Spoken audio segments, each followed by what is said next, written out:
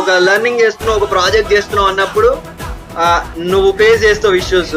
దాని గురించి you can reach out to people or AI, నువ్వు ఏదో ఒకటి అలా బేసికల్లీ నువ్వు మంచి పోర్ట్ఫోలియో బిల్డ్ చేసుకుని ఓవర్ టైం నువ్వు అప్లికేషన్స్ పెడతా రిక్రూటర్స్ కి రీచ్ అవుతా ఉంటే you will definitely get your job. నేను రీసెంట్ గానే చూసిన, అంటే ఫ్రెషర్స్ కైనా ఇంకా ఎక్స్పీరియన్స్డ్ పీపుల్ కి అయితే ఇట్ ఈస్ వెరీ ఈజియర్.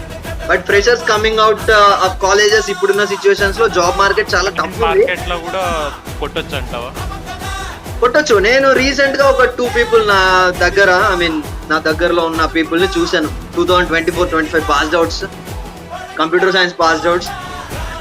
వాళ్ళు నేర్చుకున్నారు, వాళ్ళు అనుకున్న దాన్ని పట్టుకుని కీప్ ఆన్ అప్లయింగ్. ఒక 6 months పట్టింది, ఒకరికి 8 months పట్టింది.